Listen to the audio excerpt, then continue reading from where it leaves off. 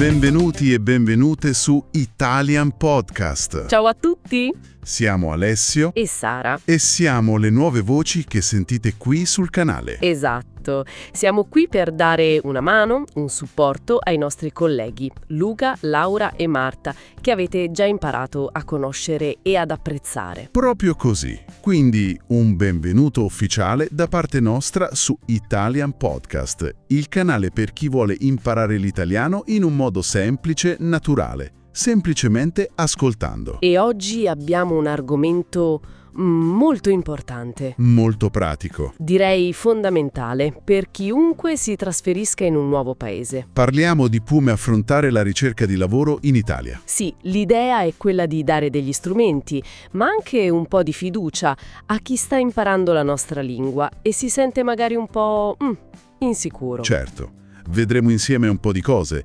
Dove e come cercare lavoro, come ci si prepara per un colloquio. E soprattutto come rispondere alle domande più comuni e anche a quelle un po' più difficili. E alla fine parleremo di una cosa che forse è la più importante di tutte, l'atteggiamento giusto. Partiamo subito allora. Partiamo. Allora, perché parliamo di lavoro? Beh, io stesso ho passato anni a lavorare in diverse realtà qui in Italia e ho visto un po' di tutto. E io dal mio canto lavoro a contatto con tante persone straniere che appunto cercano un impiego e mi raccontano le loro difficoltà, le loro paure. Ecco, le paure. Tocchiamo subito questo tasto. La paura di non parlare bene l'italiano, per esempio. Oh, quella è la numero 1. Il timore di sbagliare una parola, di non capire una domanda durante il colloquio. Di bloccarsi. Esatto, ma vorrei dire una cosa subito a tutti quelli che ci ascoltano. Sono paure normalissime. Assolutamente. Ce le hanno anche gli italiani, eh? Non pensate di essere i soli. Certo.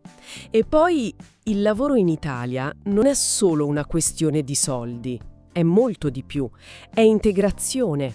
È conoscere persone, è praticare la lingua tutti i giorni in un contesto reale. E infatti la prima parola che vogliamo analizzare oggi è proprio questa: lavoro. Ripetiamolo insieme. Lavoro. Il lavoro è l'attività che una persona fa per guadagnare, ma in italiano ha anche un significato più ampio. È impegno, è fatica, ma anche realizzazione personale. Certo, e questo si collega a un errore che vedo fare spessissimo. Quale? L'errore di aspettare. Aspettare di avere un italiano perfetto prima di iniziare a cercare. Ah sì, un classico. Quando parlerò benissimo, allora manderò il curriculum. E non funziona così, è un circolo vizioso. Anzi, il consiglio che mi sento di dare è proprio il contrario. Cercate lavoro mentre imparate la lingua. Perché è il modo migliore per accelerare l'apprendimento. Esatto. Nessuno si aspetta la perfezione. Quello che conta davvero è un'altra cosa, è la fiducia. Ripetiamolo insieme. Fiducia. Avere fiducia significa credere in se stessi, nelle proprie capacità.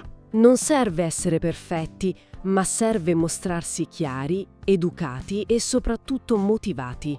Questa è la chiave. Bene, chiarito questo, andiamo sul pratico. Come e dove si cerca lavoro in modo efficace? Prima di tutto bisogna essere specifici. Non si può dire cerco un lavoro qualsiasi. No, non funziona. Bisogna avere un'idea, anche vaga.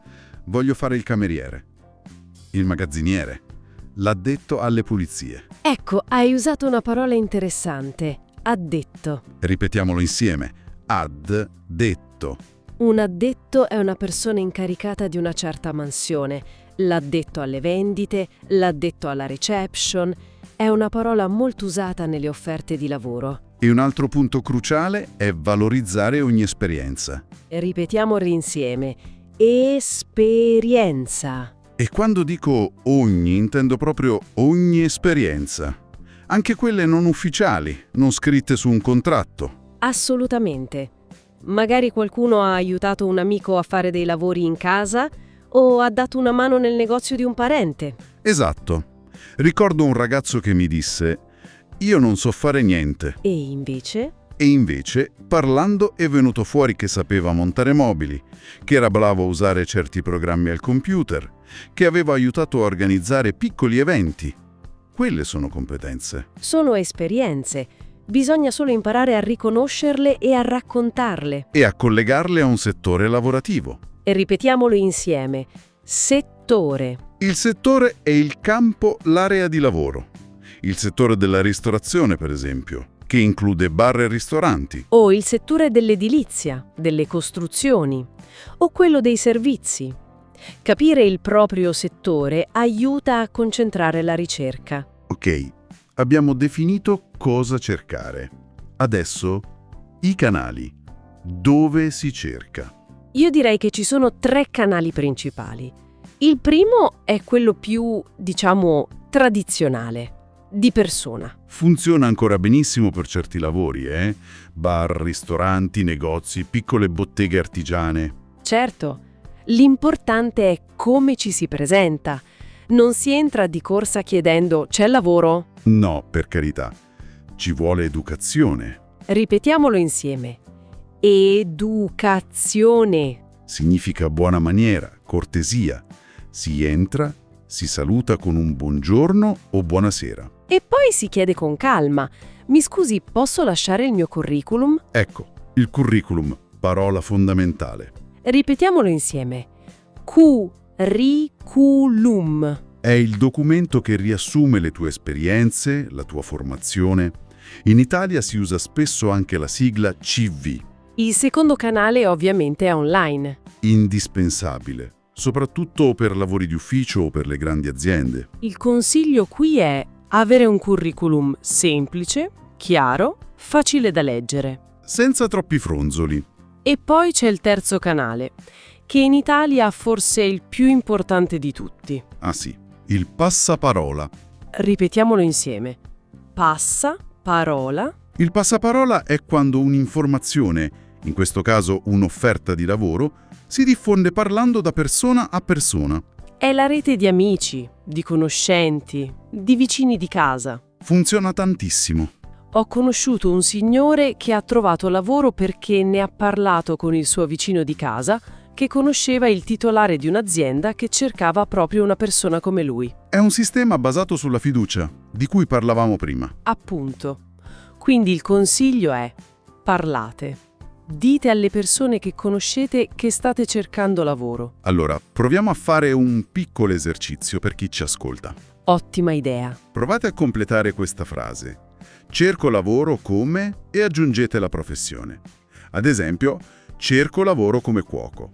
E poi aggiungete «e posso lavorare», specificando la vostra disponibilità, per esempio part-time o su turni. Esatto. Avere questa frase pronta in mente aiuta a essere chiari e diretti. Perfetto. Diciamo che la ricerca ha funzionato e abbiamo ottenuto un colloquio di lavoro. Ripetiamolo insieme. Colloquio di lavoro. Che è l'incontro, l'intervista, con la persona che deve decidere se assumerti o meno. Panico? Niente panico. Preparazione. Cosa si fa prima del colloquio? Prima di tutto ci si informa sull'azienda. Basta una piccola ricerca su internet per capire chi sono e cosa fanno. Dimostra interesse. Poi si prepara e si porta con sé una copia stampata del curriculum, anche se l'hanno già ricevuto via email. Fondamentale. E poi l'abbigliamento. Non serve essere super eleganti, ma bisogna essere in ordine. Giusto. La parola chiave è ordinato. Ripetiamolo insieme. Ordinato, ordinato. Ordinato significa pulito, curato. Una camicia stirata, capelli a posto è una forma di rispetto. E un'altra forma di rispetto importantissima è essere puntuale. Ripetiamolo insieme. Puntuale. Essere puntuale significa arrivare all'ora esatta, non in ritardo. Anzi, l'ideale è arrivare con 10 minuti di anticipo, non di più, non di meno. Perfetto. E per la preparazione mentale, per gestire il nervosismo. Un buon trucco è prepararsi una brevissima frase di presentazione. Buongiorno, sono Mario Rossi, sono qui per il colloquio come magazziniere. Ti dà subito un po' di sicurezza. Ripetiamolo insieme. Sicurezza. Esatto, ti fa sentire più padrone della situazione. E poi respirare. Sembra banale, ma respirare lentamente e profondamente aiuta a calmare il battito del cuore. Bene, siamo dentro, seduti di fronte al selezionatore. Iniziano le domande, La prima quasi sempre è: parlami di te. che non è un invito a raccontare la storia della tua vita. No, è un invito a fare un riassunto di 2 minuti collegando le tue esperienze più importanti al lavoro per cui ti sei candidato. Poi c'è: perché vuoi lavorare con noi? Qui si vede se hai fatto i compiti, se ti sei informato sull'azienda. Bisogna mostrare un interesse sincero. E poi arriva lei, la domanda più temuta. Quali sono i tuoi punti deboli? Ripetiamolo insieme. Punti deboli. I punti deboli sono i difetti, gli aspetti del carattere o professionali su cui si è meno forti. E qui l'onestà paga, ma un'onestà intelligente. Esatto, non bisogna dire sono pigro. Certo che no! Si può dire qualcosa come: a volte sono un po' disordinato, ma ho imparato a usare delle agende per organizzare meglio il mio lavoro. Perfetto. Trasformi una debolezza in una dimostrazione di consapevolezza e voglia di migliorare. E se chiedono: che esperienza hai? Lì bisogna raccontare tutto, come dicevamo prima. Anche i lavori brevi, informali, l'esperienza di volontariato. Tutto conta. Ora, scenario critico. Ti fanno una domanda e non capisci. Silenzio. Sudore freddo. Cosa si fa? L'errore peggiore è fingere di aver capito. Annuire e rispondere a caso. Gravissimo. È molto meglio chiedere. Assolutamente. Chiedere di ripetere non è un segno di debolezza, anzi è un segno di attenzione. Ripetiamolo insieme. Attenzione. Dimostra che stai ascoltando con cura e che vuoi dare una risposta precisa. Frasi da usare sono semplici. Mi scusi, può ripetere più lentamente? Oppure: non ho capito bene questa parola. Può spiegarmela? Ricordo una ragazza che durante un colloquio per un lavoro tecnico ha fermato l'esaminatore e ha chiesto: «Scusi, cosa significa esattamente questo termine?» E com'è andata? L'hanno assunta, perché hanno apprezzato la sua onestà e la sua voglia di capire davvero. Vedi, è un segno di maturità. Colloquio finito, ci si saluta e si va a casa. E ora? E ora inizia l'attesa. E qui serve una grande dose di pazienza.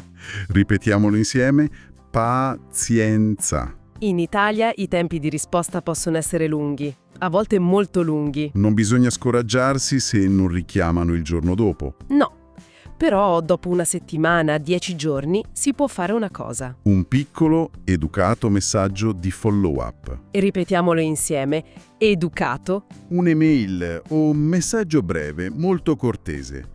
Qualcosa come: «Buongiorno, volevo solo ringraziarvi ancora per il colloquio e confermare il mio interesse per la posizione». Esatto. Cosa non fare invece è essere insistenti, telefonare tutti i giorni. Quello è controproducente. Assolutamente. E questo ci porta all'ultimo punto, forse il più importante: l'atteggiamento. Ripetiamolo insieme. Atteggiamento. È il modo di porsi, di comportarsi.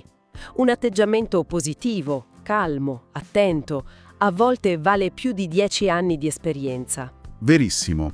Ho visto persone con meno esperienza essere scelte perché avevano un atteggiamento migliore. Erano più solari, più disponibili. Certo, e l'atteggiamento si comunica anche con il corpo. La postura, il contatto visivo, un sorriso. E con la capacità di ascolto. Ripetiamolo insieme. Ascolto. Ascoltare attentamente le domande prima di rispondere. Non interrompere. Mostrarsi interessati a quello che l'altra persona sta dicendo. Esatto. E un ultimo pensiero per chi ci ascolta. Ogni colloquio, anche quello che va male, non è un fallimento. No, è un'esperienza di apprendimento, un'occasione per fare pratica. Un no non definisce il vostro valore come persone. Mai. Giusto. Bene. Direi che abbiamo toccato tanti punti importanti. Sì, abbiamo fatto un bel percorso, dalla definizione della ricerca al superamento delle paure. A come prepararsi e gestire il colloquio, fino al dopo. Il messaggio finale che vorrei lasciare è: non abbiate paura di sbagliare. L'errore fa parte del percorso. Un italiano chiaro, semplice e sincero è 1000 volte meglio di un italiano perfetto ma imparato a memoria. Cercare lavoro è un percorso, non è una gara. Ci vuole tempo e costanza. E se volete potete riascoltare questo approfondimento per memorizzare meglio le parole e le frasi che abbiamo visto insieme. E ovviamente seguite Italian Podcast per non perdere i prossimi episodi. Lasciateci anche un commento se vi va. Raccontateci la vostra esperienza o le vostre difficoltà. Saremo felici di leggervi. Per oggi è tutto. Noi siamo Alessio. E Sara. A presto su Italian Podcast.